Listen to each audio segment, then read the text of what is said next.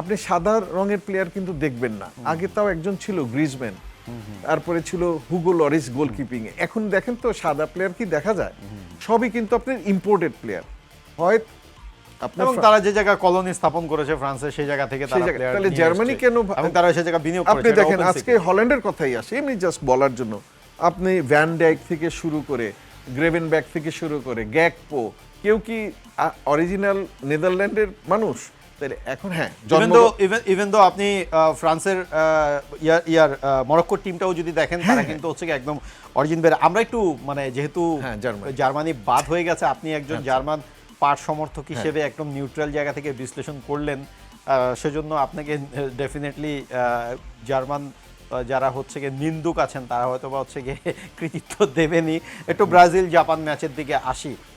Ancelotti mastermind, এটা যখন তিনি দায়িত্ব নিয়েছেন তখন আনচেলত্তিকে দায়িত্ব দেওয়ার আগে শোনা যাচ্ছিল যে ব্রাজিলের যারা লিজেন্ড আছেন, ইভেন কো তিতে থেকে শুরু করে দুঙ্গা, ইভেন দো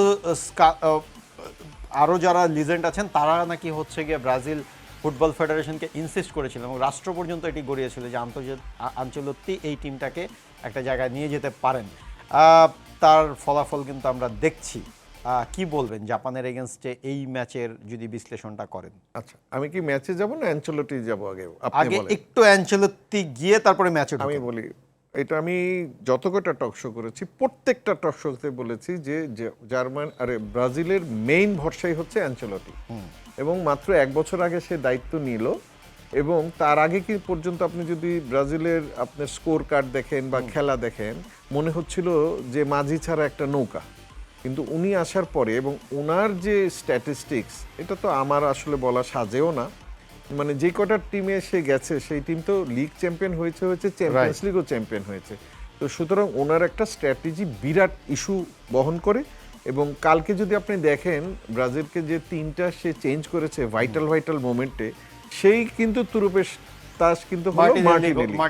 আচ্ছা, এই প্লেয়ারগুলোই তো অন্য কোচের আন্ডারে খেলেছে, তাই না? আপনি তো নতুন কেউ আনেন নাই। এবং সবাই একটু সমালোচনা করছিল যে ওয়ার্ল্ড কাপের আগ পর্যন্ত ফার্স্ট 11-এ সে প্রচুর চেঞ্জ করেছে।